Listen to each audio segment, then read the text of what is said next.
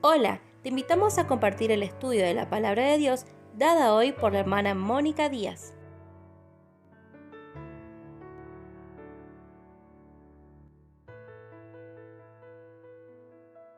Perfil profético del tiempo del fin según Zacarías. Continuaremos este presente estudio del perfil profético del tiempo del fin según Zacarías y vamos a continuar meditando la profecía de Zacarías. Y siguiendo con la segunda división de la profecía de Zacarías, denominada las profecías del día, que va del capítulo 7 al 14, consideraremos el capítulo 13, en donde contemplamos más datos de la salvación de Israel. Leemos Zacarías capítulo 13, verso 1. En aquel tiempo habrá un manantial abierto para la casa de David y para los habitantes de Jerusalén, para la purificación del pecado y de la inmundicia. Los primeros 6 versículos de este capítulo son una continuación de la gran profecía del capítulo 12. Y el gran día del arrepentimiento nacional no podría estar completo sin una referencia a la fuente abierta para el pecado y la iniquidad en la casa de Israel. La palabra fuente o manantial es maravillosamente instructiva para nosotros que tenemos oídos para oír. Es la palabra que se usa para desenterrar. Quizás se originó con el pensamiento de un pozo o cisterna. Jeremías lo usa con referencia al Señor mismo, la fuente de aguas vivas. Pero en nuestro texto se introduce la figura de la fuente, no principalmente como fuente de vida o refrigerio, sino como medio de limpieza del pecado e inmundicia moral. En este gran depósito, los culpables pueden lavarse y quedar limpios. Las mismas palabras para pecado e inmundicia se encuentran en Números capítulo 19, verso 9, y leemos: Y un hombre limpio recogerá las cenizas de la vaca, y las pondrá fuera del campamento en lugar limpio, y las guardará la congregación de los hijos de Israel para el agua de purificación. Es una expiación. Donde leemos acerca de la ceniza de la novilla roja o la vaca alazana, que se guardarán en un lugar limpio fuera del campamento, y el agua que se vierte de las cenizas se usa para agua de la separación o medio de purificación del pecado. Se refiere a la purificación ceremonial requerida bajo la dispensación de la ley, pero más sugerente de la verdad típica. No requiere estiramiento de la imaginación en absoluto, ninguna exageración o torcimiento de las escrituras de nuestra parte para ver en esta fuente abierta a la casa de David y a los habitantes de Jerusalén, y para la limpieza nacional e individual del pecado, nada más que la sangre de Jesús, su Mesías, a quien traspasaron. Esta fuente fue, sin duda, en cierto sentido abierta cuando el soldado romano tomó una lanza y traspasó el costado del santo Cordero de Dios, y salió sangre y agua. Leemos el pasaje en Juan capítulo 19, verso 34. Pero uno de los soldados le abrió el costado con una lanza, y al instante salió sangre y agua. La expiación por el pecado fue la sangre, pero también el agua. La limpieza diaria de toda contaminación se encuentra en la muerte de Cristo.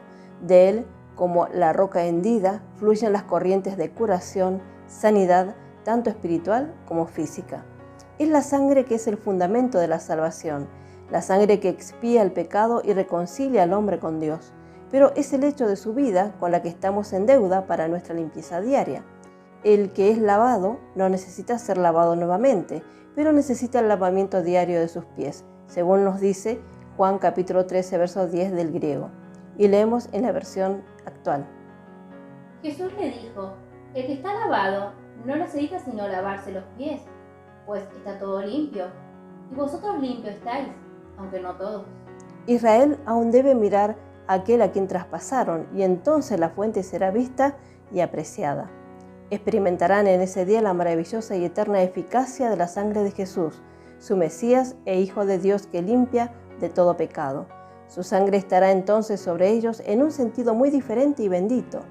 Esa oración de sus antepasados, pronunciada hace mucho tiempo que los ha perseguido a lo largo de los siglos, e incluso cuando la sangre de Abel trajo la maldición de Dios sobre Caín, ha traído la maldición sobre ellos, por lo que luego traerá la bendición. Entonces sabrán, por experiencia, la bendita verdad de Hebreos capítulo 9, verso 13 y 14. Y leemos Hebreos capítulo 9, verso 13. Porque si la sangre de los toros y de los machos cabríos y las cenizas de la becerra rociadas a los inmundos santifican para la purificación de la carne, verso 14.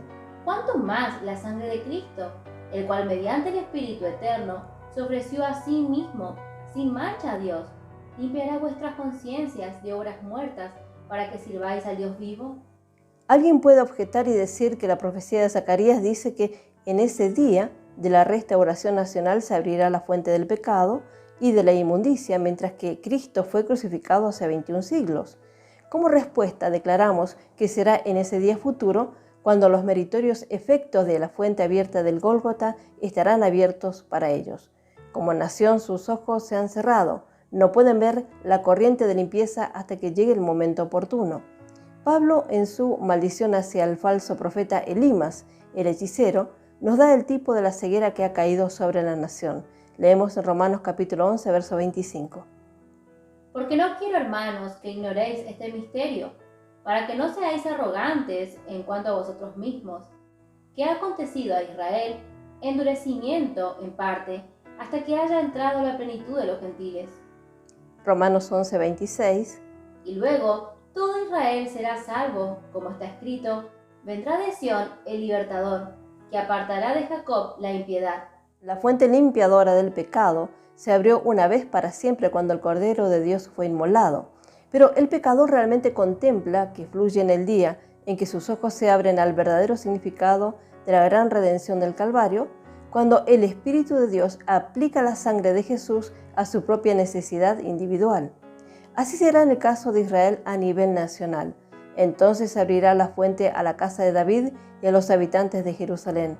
Contemplarán al Cordero de Dios, que ha quitado su pecado hace 21 siglos ya, pero luego se lo quitará. Y bendito sea Dios, esta fuente nunca se cerrará, porque tal es el significado en hebreo. Lleva el pensamiento no solo de la expiación proporcionada, sino también de la limpieza de las heridas del crucificado. Esa fuente abierta permanecerá abierta para siempre, libre y accesible a todos y eternamente eficaz para el pecado y la contaminación. Leemos en Zacarías capítulo 13, verso 2. Y en aquel día, dice Jehová de los ejércitos, quitaré de la tierra los nombres de las imágenes, y nunca más serán recordados. Y también haré cortar de la tierra a los profetas y al espíritu de inmundicia. Verso 3. Y acontecerá que cuando alguno profetizare aún, le dirán su padre y su madre que lo engendraron: no vivirás, porque has hablado mentira en el nombre de Jehová. Y su padre y su madre que lo engendraron le traspasarán cuando profetizare. Las dos fuentes principales de la contaminación moral de Israel en la tierra fueron la idolatría y la falsa profecía. Estos les serán completamente quitados. No solo se desechará la adoración falsa, sino los objetos del culto idólatra ya no serán recordados. Veremos la existencia de periodo profético cerrado en estos versículos. Zacarías capítulo 13, verso 4. Y sucederá en aquel tiempo que todos los profetas se avergonzarán de su visión cuando profetizaren, ni nunca más vestirán el manto velloso para mentir. Verso 5. Y dirá: no soy profeta, labrador soy de la tierra, pues he estado en el campo desde mi juventud. Será una limpieza total de la casa cuando la restauración de Israel sea un hecho. Los falsos profetas desaparecerán y el espíritu inmundo, Satanás, el autor e inspirador de todas estas profecías, entonces y ahora será arrojado de la tierra, encerrado en el abismo. Y leemos en Apocalipsis capítulo 20, verso 1 al 3. Verso 1. Vi a un ángel que descendía del cielo con la llave del abismo y una gran cadena en la mano. Verso 2. Y prendió al dragón, la serpiente antigua, que es el diablo y Satanás, y lo ató por 1000 años. Verso 3. Y lo arrojó al abismo y lo encerró, y puso su sello sobre él, para que no engañase más a las naciones, hasta que fuesen cumplidos 1000 años, y después de esto debe ser desatado por un poco de tiempo. Luego, el profeta presenta un supuesto caso de un hijo que profetizará en ese día de la regeneración de la nación y la actitud de sus padres al respecto. La alusión es sin duda a Deuteronomio capítulo 13, versos 6 al 10, donde está escrito y leemos. Deuteronomio capítulo 13, verso 6. Si te incitare tu hermano, hijo de tu madre, o tu hijo, tu hija, tu mujer, o a tu amigo íntimo, diciendo en secreto: vamos y sirvamos a dioses ajenos, que ni tú ni tus padres conocisteis. Verso 7. De los dioses de los pueblos que están en vuestros alrededores, cerca de ti o lejos de ti, desde un extremo de la tierra hasta el otro extremo de ella. Verso 8. No consentirás con él, ni le prestarás oído, ni tu ojo le compadecerá, ni le tendrás misericordia, ni lo encubrirás. Verso 9. Sino que lo matarás. Tu mano se alzará primero sobre él para matarle, y después la mano de todo el pueblo. Verso 10. Le apedrearás hasta que muera, por cuanto procuró apartarte de Jehová tu Dios, que te sacó de la tierra de Egipto, de casa de servidumbre. Esta es una ilustración del celo que caracterizará al pueblo convertido de destino. Serán consagrados al Señor en el sentido más pleno. La devoción de Leví en ese día lejano, que le ganó su lugar oficial entre las otras tribus, será el modelo para todo Israel. Leemos en Éxodo capítulo 34, verso 26. Las primicias de los primeros frutos de tu tierra llevarás a la casa de Jehová tu Dios. No cocerás el cabrito en la leche de su madre. Verso 27. Y Jehová dijo a Moisés: escribe tú estas palabras, porque conforme a estas palabras he hecho pacto contigo y con Israel. Verso 28. Y él estuvo allí con Jehová 40 días y 40 noches. No comió pan ni bebió agua. Y escribió en tablas las palabras del pacto, los 10 mandamientos. Verso 29. Y aconteció que, descendiendo Moisés del monte Sinaí con las 2 tablas del testimonio en su mano, al descender del monte, no sabía Moisés que la piel de su rostro resplandecía después que hubo hablado con Dios. Serán los siervos voluntarios de Jehová, leales y celosos por su causa hasta el máximo. Al falso profeta no se le hará caso ni se le perdonará, aunque sea hijo o una hija. Pablo nuevamente es su tipo en esta actitud. Él era de este mismo calibre cuando era Saulo de Tarso, pero estaba en la carne. Pensaba que Jesús de Nazaret era un falso profeta y estaba llevando a hombres y mujeres a la cárcel, poniendo su mano en la firma de su sentencia de muerte, porque pensaba que él tenía razón. Tenía celo por el Jehová de la fama del Antiguo Testamento, Dios de la ley y el orden, pero cuando apareció en carne, lleno de gracia y de verdad, no lo reconoció. Necesitaba una revelación del cielo para cambiarlo, así como la nación lo recibirá. Ellos tampoco serán desobedientes a la visión celestial. La misma gracia estará disponible. Leemos en Zacarías capítulo 13, verso 4. Y sucederá en aquel tiempo que todos los profetas se avergonzarán de su visión cuando profetizaren, ni nunca más vestirán el manto velloso para mentir. Verso 5. Y dirá: no soy profeta, labrador soy de la tierra, pues he estado en el campo desde mi juventud. No solo ya no se tolerarán los falsos profetas, sino que si hay tales pretendientes, se avergonzarán de su llamado. Dejarán un negocio tan peligroso que será entonces y buscarán una forma más tranquila de ganarse la vida. Se quitarán la ropa engañosa y se vestirán con el atuendo ordinario de otros hombres. En otras palabras, ya no será popular ni seguro ser un falso profeta. No habrá necesidad de profecía de ningún tipo porque la palabra de Dios se ha cumplido y todo se cumplirá cuando Jesús se siente en su trono. No permitirá que se profetice más en el nombre del Señor. De hecho, ahora se puede decir lo mismo de los profetas. No hay videntes como los de Israel. Las escrituras se han completado y llenado. No necesitamos adiciones ni suplementos a lo que ya está escrito. Allí tenemos una revelación completa de todos los propósitos de Dios para los judíos, gentiles y la casa de Dios. Las 3 clases de personas que están sobre la tierra como el Espíritu las ha clasificado en 1 Corintios capítulo 10, verso 32 y leemos: No seáis tropiezos ni a judíos ni a gentiles, ni a la iglesia de Dios. La vestidura velluda era el atuendo distintivo de algunos de los grandes profetas, y como ellos lo usaron, estaba en el orden de Dios. Pero incluso lo bueno se vuelve malo cuando es de Satanás o de la carne, por lo tanto, fuera de la voluntad de Dios.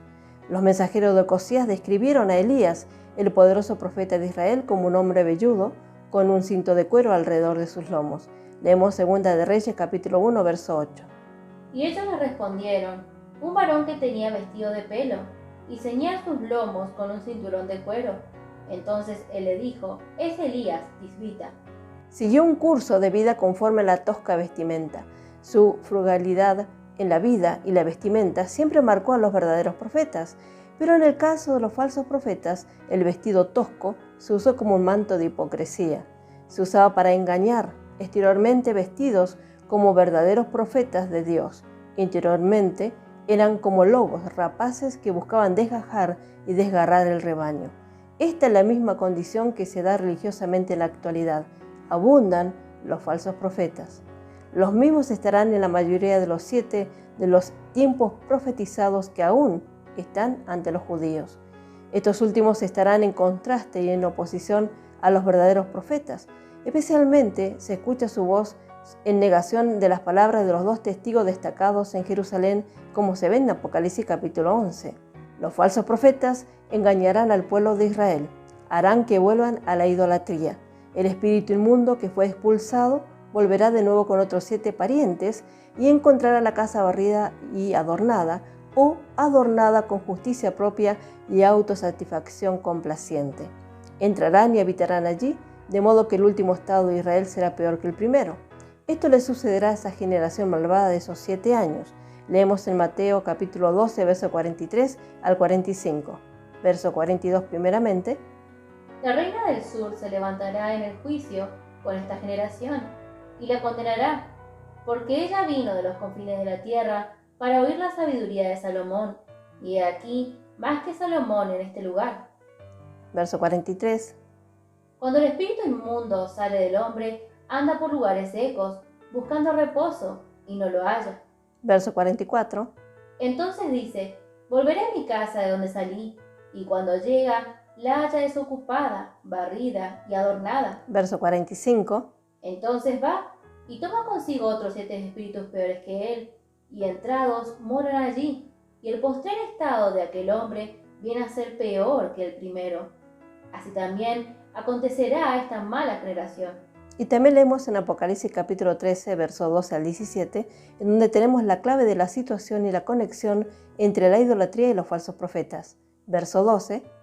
Y ejerce toda la autoridad de la primera bestia en presencia de ella, y hace que la tierra y los moradores de ella adoren a la primera bestia, cuya herida mortal fue sanada. Verso 13. También hace grandes señales, de tal manera que aún hace descender fuego del cielo a la tierra delante de los hombres.